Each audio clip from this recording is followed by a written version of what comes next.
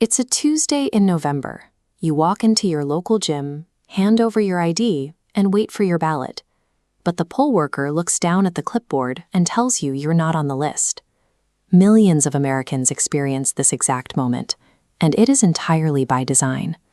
When we think about election interference, we usually picture rogue hackers breaking into voting machines or armies of lawyers fighting over certification in December.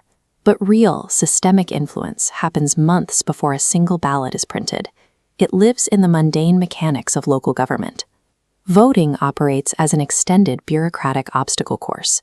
Along this multi-month route, every administrative checkpoint creates a specific vulnerability where an eligible voter can be filtered out. Navigating that course requires identifying two major danger zones where the system is most likely to fail the voter. The first danger zone is the paperwork test. This is where the rules of eligibility are enforced through mass, automated data sweeps. State election offices regularly sync their voter rolls with massive federal and state databases. They are constantly cross-referencing millions of files, searching for the slightest mismatch in a citizen's record. A single dropped letter or an old apartment number tells the software to flag a voter registration. This triggers a generic piece of mail with a rapidly shrinking legal deadline. If missed, the system automatically deletes them from the active roll. Over 21 million citizens lack immediate access to the secondary documents, like a passport or birth certificate, that are suddenly required to prove they still have the right to vote. Because this process is entirely automated, the state doesn't have to prove you are ineligible. Instead, the burden of proof is shifted entirely onto you to fix a clerical error you didn't know existed. Even if you pass the paperwork test, you enter the second danger zone, the logistical gauntlet. This is where physical friction is engineered into the system. Local election offices often face severe budget cuts. They are forced to consolidate their precincts, reduce their trained staff, and quietly relocate polling places. The immediate mathematical result of starving a specific urban precinct of voting machines is a 4-hour line wrapping around the block.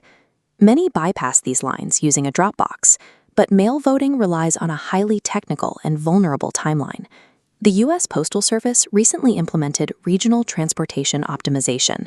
Instead of processing mail locally, ballots are routed to distant, centralized sorting hubs. As we can see on this timeline, a ballot dropped in the mail on Tuesday might not receive an official postmark until it reaches that hub on Thursday. In states with strict deadlines, that perfectly legal vote is instantly disqualified. When mail delays or unannounced precinct closures confuse voters, they are usually handed a provisional ballot, a backup option that historically faces exceptionally high rejection rates. By weaponizing time, distance, and postal routes, the logistical gauntlet effectively turns a citizen's legal right into a physical impossibility. We are used to watching these issues play out in high-profile Supreme Court battles in December, but by then, the damage is done. If a citizen leaves a 4-hour line or their mail ballot receives a late postmark, there is no judicial ruling that can conjure that uncast vote back into existence. The only effective defense against an upstream trap is upstream preparation. That means checking your registration status months in advance.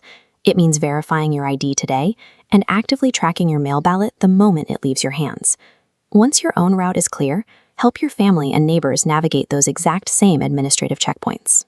Securing the vote requires an active defense of the entire administrative runway. The real work of an election begins months before Tuesday morning.